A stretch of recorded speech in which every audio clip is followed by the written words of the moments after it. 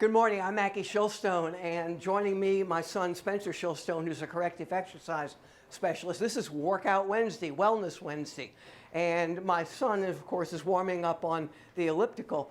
But if you remember, last week we showed you how to lengthen the hip flexor. And we talked to you about the hip flexor being here, helps you to raise the leg. And when it gets too tight, it causes you to bend, and that increases potential for low back pain.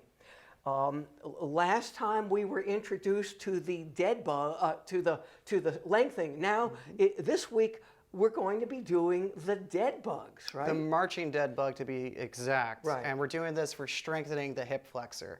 Right. There's going to be two stages. One where we're going to start with our feet on the ground. And the second stage, you're going to have your feet up in the air and you're going to work in the reverse. And in the initial stage, I'm going to demonstrate with Spencer's guidance using just my hands, but I could put a small weight in my hand if I choose to do it, of any nature, but not heavy, light.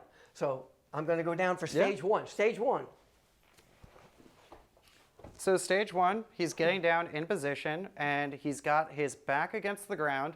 Now, when you get into this position, a lot of times your back is going to arch and it's going to lift up off the ground. So take your hand and put it behind you and make sure that it's not. You see it right now? It's up, but watch what happens. When I put my toes in the air and heels, I'm going to roll back. Now, you see it's tight on my hand. You might want to explain that some people, in achieving a neutral spine, may not be able to go all the way down. Yeah, I mean, there's a lot of people that have just really big glutes or a big butt. They're probably not going to be able to have their spine go all the way down.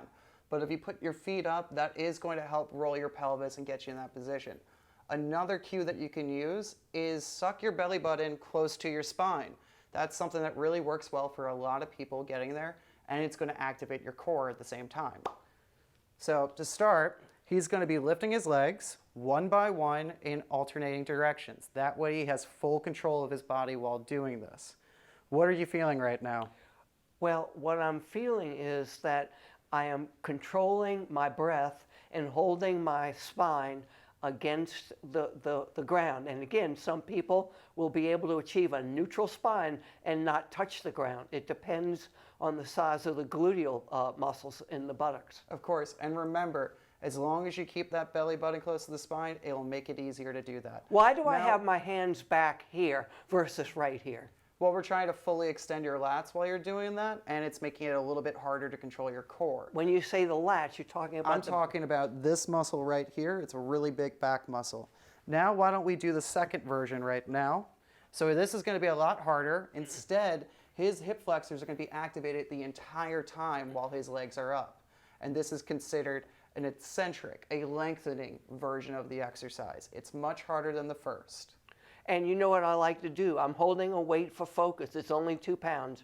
And also, as I'm doing, I'm contracting my abs and, as you said, holding my spine in check. When I'm done, I like to bridge up. Yep, because bridge up right after. That's a great way to lengthen the hip flexors after you just contracted them a lot. Can you help me up, please? Of course. Well, there you go. We'll be back next week, and next week we're going to do the total dead bug, which is going to be a lot harder than what we did just right here. And we got 2 different versions of it. All right. I'm Mackie Shilstone for Spencer Shilstone. We'll see you next time. Stay strong.